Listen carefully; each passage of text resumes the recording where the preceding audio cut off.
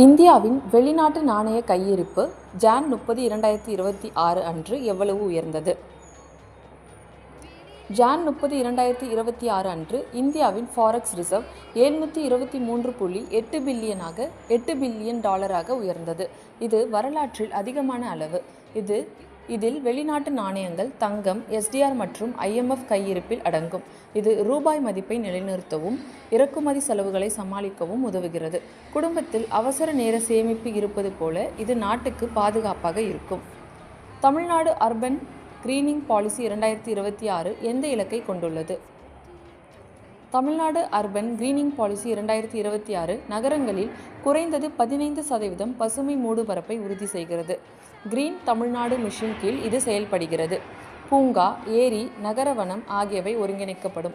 வெப்ப அலை குறைக்க இது உதவும். நகரங்கள் குளிர்ச்சியாகவும் இருக்கும்.